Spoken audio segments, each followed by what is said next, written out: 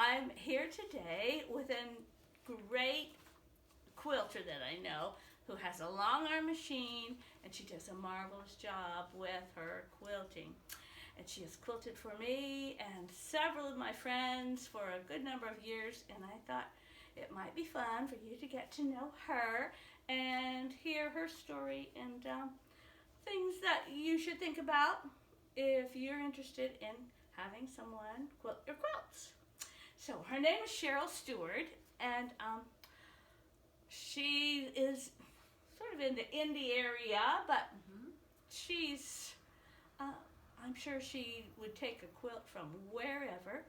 And let's see, Cheryl, let's start with how you got started in this. In this? In just whatever, because I don't know how long I have had you quilt for me, but I don't know that I really know your history as far as before you started. Before I was long arming. I don't know if I know it either. I've sewn all of my adult life anyway.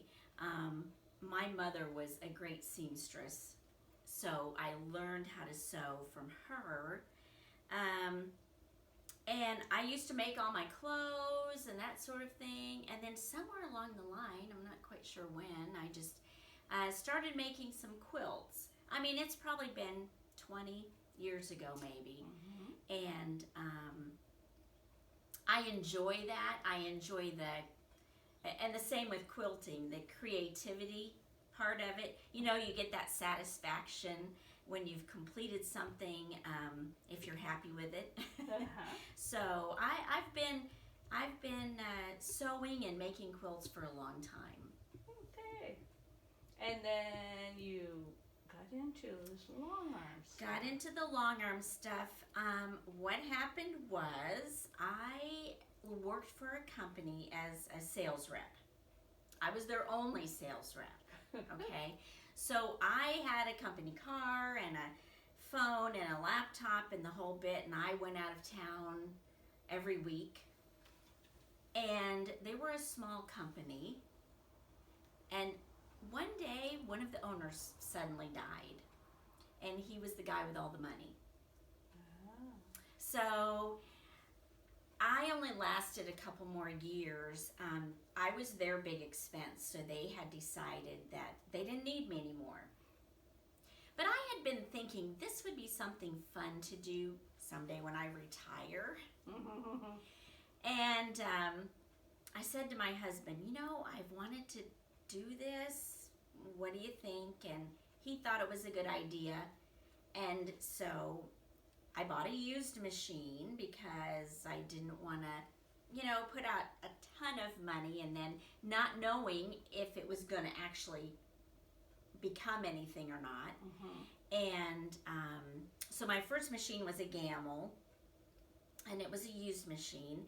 And then 6 years ago, I think it was, I got a new machine because we figured it was going okay. Yeah.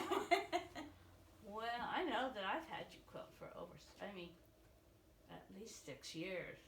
So, and you just bought it on a whim that you thought you would like. I think it was a good idea to start small. Start with maybe a used machine. Yeah. They can be They can be a little expensive. pricey, so, you know, we just wanted to kind of be sure. Like I said, you don't know if it's if you're gonna a year later say, okay, this isn't going anywhere. I think I'm gonna have to get the newspaper out and look for a job. I guess you don't do that anymore, but yeah. Oh gosh. Well, you do a super job. Well, thank you. I'm glad that you enjoy doing this long arm quilting. So you've been quilting for others about how many years? It's been about 14 years. Wow. Well, then you must like it. I do. And you do such a marvelous job. I don't know how you quilters can take somebody's quilt, no matter how intricate it is or how simple it is, and make it tremendous. You know, it Yeah. just really makes the quilting does, and sort of read the quilter's mind as far as what would be a good thing to put onto the quilt or what kind of quilting. When I bring my quilt to you, I usually bring the quilt and the backing, and then you provide the batting for me. Is that usually what you do, or do you have a lot of people that It expect just depends. Really? A lot of people bring their own batting. Uh-huh. Some people, sometimes I have to get the backing. Oh. It just depends. Some people want me to bind their quilts. I thought you did that also. It's not my favorite thing. I don't want to put that out there. It is not my favorite thing to do. And my binding, I do on the machine. I don't do any hand sewing. Okay. That's good to know. I don't like to hand sew. Mm-hmm. So I would not be a good, hand quilter because I don't like it. Mm-hmm. But there are people that want that, and if they're willing to pay, because It's another job. yeah, it is. It's not a fun job for me, but I will do it. I thought that I Yeah. had heard you say, and I've also heard, I think I've heard you say before that sometimes you will make, if somebody has blocks or whatever, that you will actually take and make them a quilt and then quilt it and do it all. Yeah. Well, I make t-shirt quilts for people. Okay. That's one thing I do. I've had people that, find in the attic, or something when grandma dies, the quilt she started, Okay. and they don't know anything about sewing, so I finished it. I make memory quilts for people. They'll bring me clothing from someone that's passed away, and I can make quilts out of those. So when I started, I had lost my job, and I'm thinking, it might take a while to get this business going. Mm-hmm. So what can I do in the meantime that might bring in a little money a little more quickly? And so that's when I started doing like the t-shirt quilts. Okay. And so I still do those, and mostly it's graduation time when I do those, or Christmas. But yeah.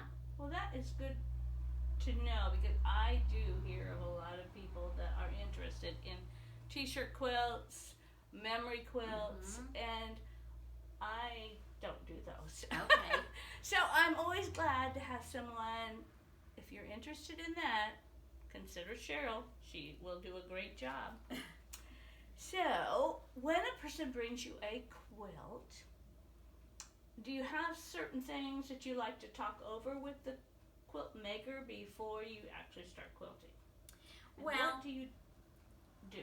What do you cover? always want to, find out how they want it quilted. And sometimes they come in knowing exactly what they want. Maybe they'll give me a picture and say, this is how I want it quilted, Oh, okay. which is how I'm quilting this one. Or they don't have any idea. So I'll give them options. I like to give options and prices. So I measure the quilt, and because I charge by the square inch. Okay.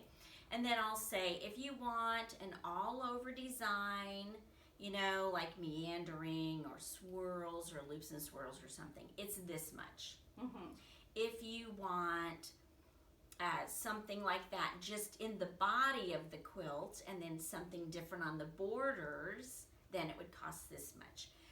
If you want more intricate, and it depends on the pattern of the quilt. Maybe it doesn't call for anything custom. It just calls for an overall.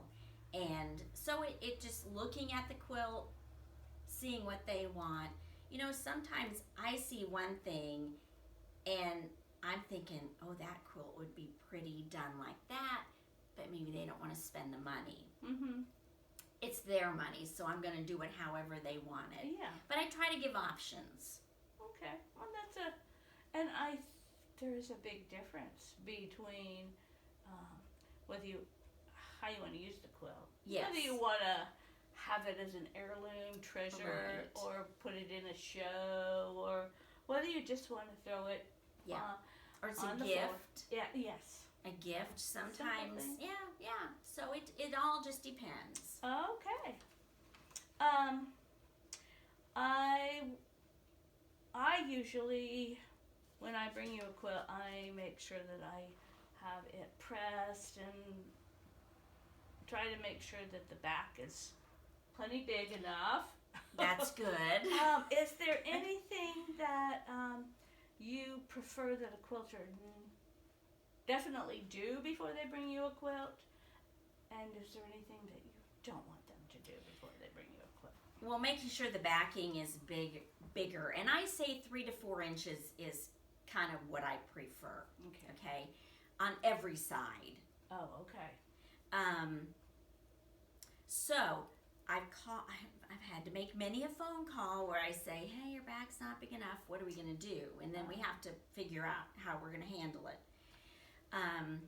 So that's one thing. Another thing is if you're backing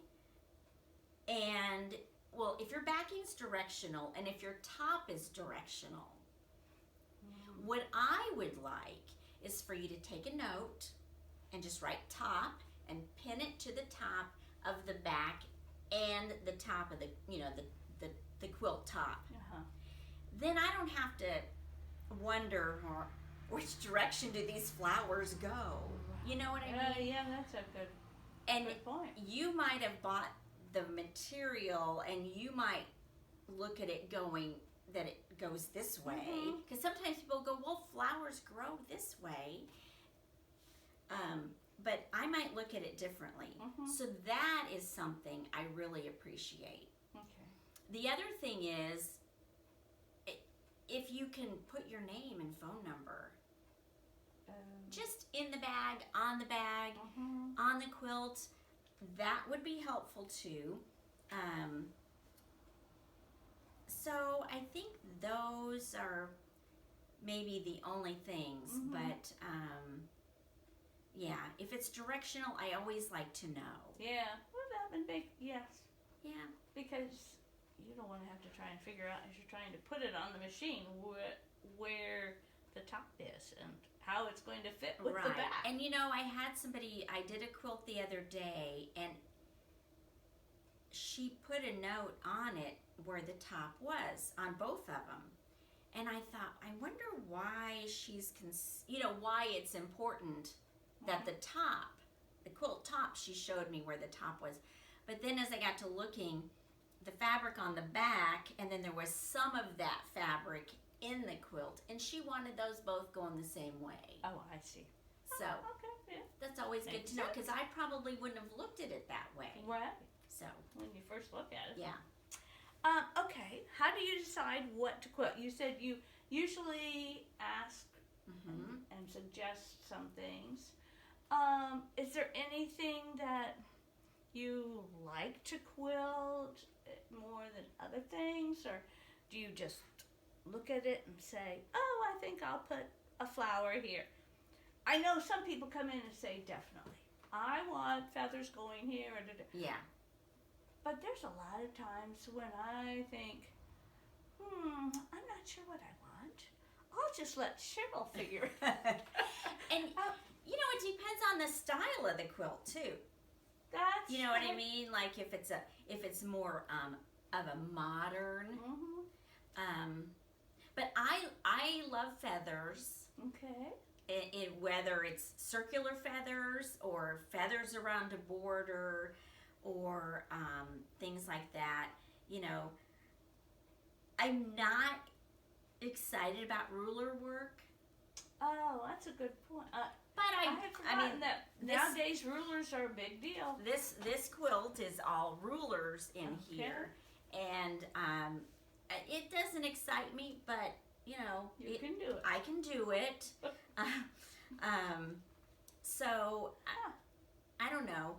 I'm just and I like working on this side of the machine because it's all free motion.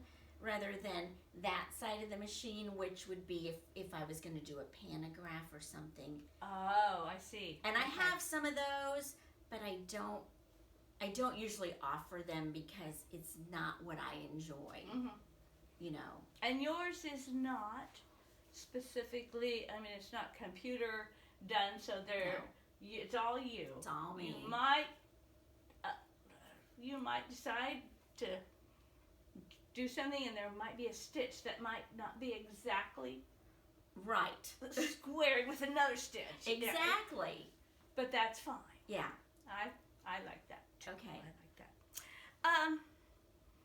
Do you have any suggestions that we could tell quilters?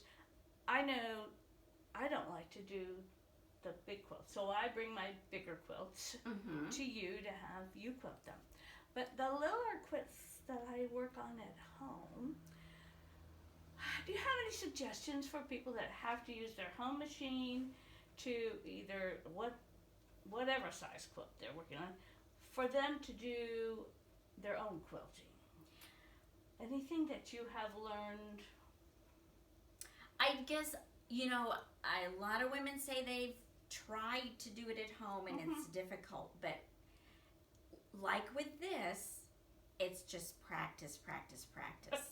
I figured that. And you have to just keep up with it, you know, because there are women that do big quilts on their sewing machines at home Mm-hmm. and do wonderful jobs. Okay. And, you know, I've had to practice on this. And one of the ways you practice is on paper. Beforehand. Yeah.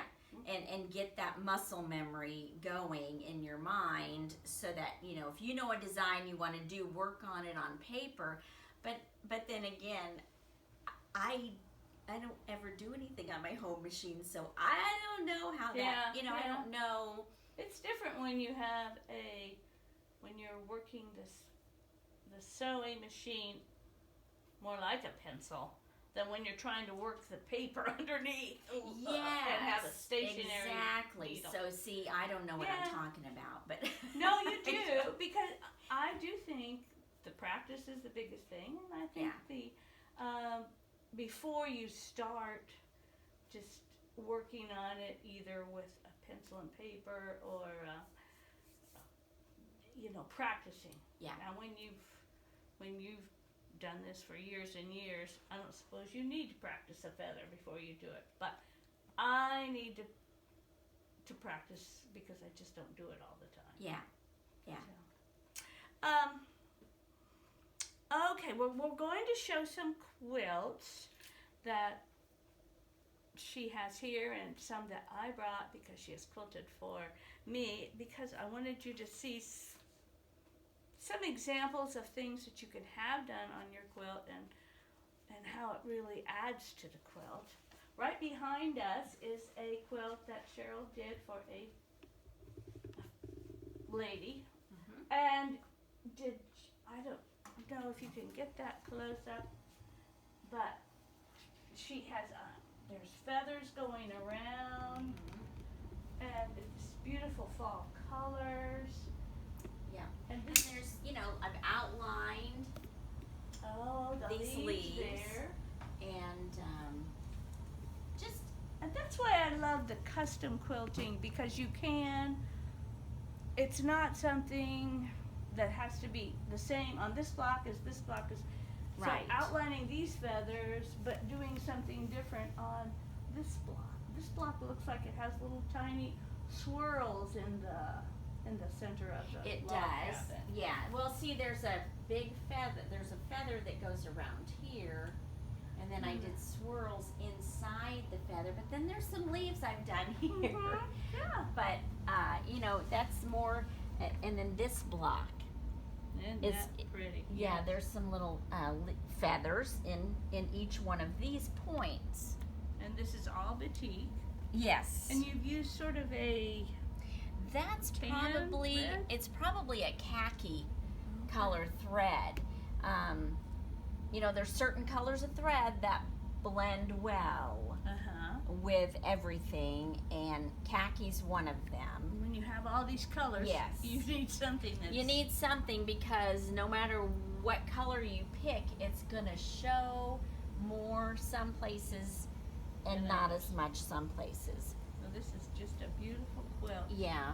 Let me get the other one over here, and maybe we could just lay this one, You wanna lay it up here? out on the machine. Yeah.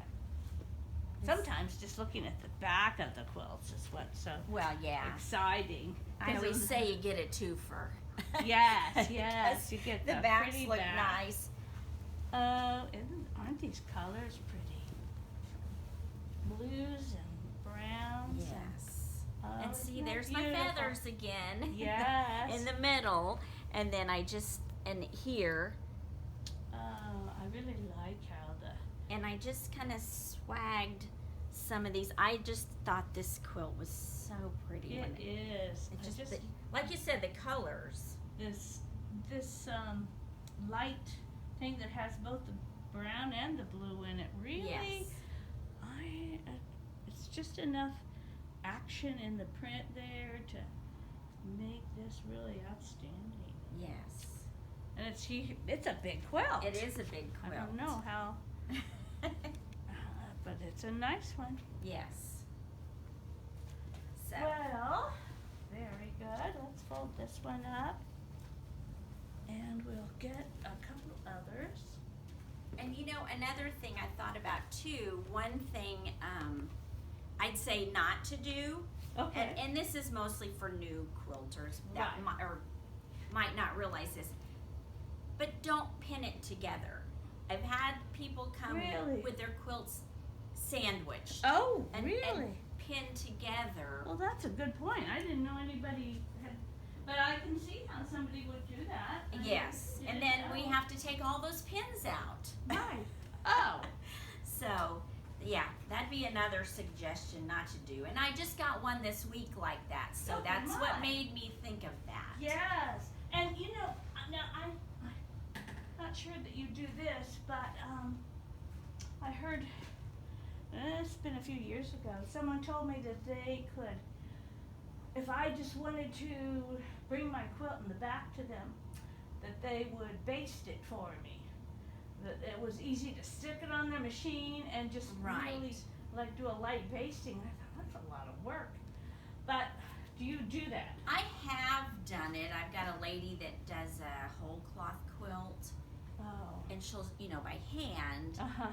And so Well. she had me baste it together for that reason. Well, anymore, I just, I'm good. Well, See, this is the back of this one. yeah. Now, this is one of my quilts. It's kind of a newer one, I think, called Radiant Squares. Where's the name? Yes. Radiant Squares. And the thing I really like about it's sort of a modern-ish looking because it's got Yes. these big fabrics. But I love the border. It does have like spirals in the border, and this up and down just little straight line quilting I think really, Yes, and then I love that. this big circle spiral on each of these Mm-hmm. blocks. I just think this one is really pretty because of the quilting. Yeah, I That- like this one. It's kind of a simple quilt, but the quilting is extra special. Let me get another one.